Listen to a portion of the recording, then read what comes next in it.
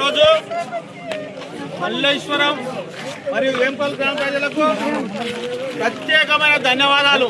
ఎందుకంటే రేపు 14వ తారీఖు నాడు సర్పంచ్ ఎలక్షన్లు ఓటు వేయడం జరుగుతుంది. దానికి అభ్యర్థిగా నా భార్య అయిన శారద గారిని నిలబెడితే కొద్దిమంది అంటున్నారంట, అయ్యా ఎప్పుడు వాళ్ళేనా అంటున్నారంట. అయ్యా ఎప్పుడు 10 ఏళ్ళ నన్ను ఇడిచిపెట్టి 2 మాటలు ఓడగొడుతుంది. నేను ఎంపీటీసీగా ఓడగొడుతుంది, తర్వాత సింగిల్ విండో నెంబర్గా ఓడగొడుతుంది. నేను సింగిల్ విండో చైర్మన్ అయ్యేది, దాన్ని కూడా ఓడగొడుతుంది. నేను ఏమన్నా తప్పు చేశానా? ఈ ఊర్లో ఎవరికైనా సాయం చేయలేదా? లేకపోతే ఎవరికైనా గుంజుకున్నానా? ఒక్కసారి ఆలోచించండి.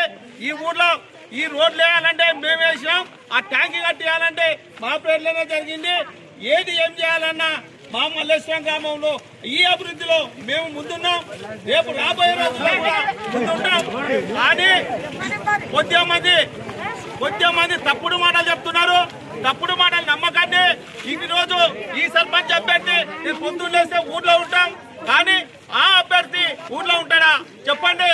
ఎక్కడో హైదరాబాద్ లో ఉంటాడు. అసంటోడికి ఓటేస్తారా? ఊర్లో ఉన్న వ్యక్తికి ఓటేస్తారా? ఇది బాగా ఆలోచించండి ప్రజలారా. మల్లేశ్వరం బ్యాంకులు ఓటరు మా చేయలారా, ముఖ్యంగా మీరు ఇచ్చేది ఒక్కసారి ఆలోచించండి. ఏం ఆలోచించండి అంటే, అక్కడ ఉన్న వ్యక్తుల్లో ఒక్క నాయకత్వం లేదు, 10 మంది కొట్లాడుతున్నారు. రేపు అధికారం వస్తే కూడా అదే విధంగా ఊరు విచ్చలవిడి అయిపోతుంది. ఇది బాగా గుర్తించుకోండి. ప్రతి ఒక్కరు ఇళ్ళ కడవై ఆలోచించండి. ప్రతి ఒక్కరు ఆలోచించాల్సిన ఆలోచన ఇది. ఎందుకంటే మొన్నటి వరకు చూసిండు కదా, కొట్లాటల సమస్య సాల్వ్ అయింది, కానీ ఊరి సమస్య సాల్వ్ చేసావా చెప్పండి? 1 సంవత్సరం 2 సంవత్సరాలు అయింది. ఇప్పటికీ ఆ ఎంగంపల్లి తాండాలో ఇండ్లు వచ్చినాయి, ఒక కమిటీ హాల్ వచ్చింది, తర్వాత ఏంది మన అంగన్వాడీ బిల్డింగ్ వచ్చింది. కానీ 2 సంవత్సరాల్లో మన ఊరికి ఏమన్నా ఇంత కొద్దిగానన్నా పని చేసిందా? కాంగ్రెస్ కార్యకర్తలారా ఆలోచించండి. ఇంకొక విషయం ఏం చెప్తున్నా అంటే, మీరు గుర్తించుకునే ఒకటి ఏమంటున్నారంటే, వాళ్ళ ఇంట్లో మొగోళ్ళు తిరుగుతున్నారు, ఇంట్లో ఆడవాళ్ళు మాకేస్తారు అని వాళ్ళు చెప్పుకుంటున్నారు. ఇది ప్రతి ఒక్కరు ఆలోచించాల్సిన విషయం. ఖచ్చితంగా రాబోయే రోజుల్లో మీకు గుణపాఠం చెప్తారు. రేపు 14వ తారీఖు నాడు ఖచ్చితంగా శారద గారికి పెద్ద ఎత్తున ఉంగరం గుర్తుకు ఓటు వేసి గెలిపిస్తే ఈ ఊరి అభివృద్ధిలో మేము ముందుంటాం.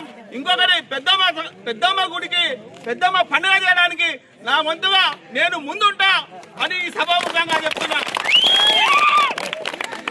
ఇంకొకటి ఈ ఊర్లో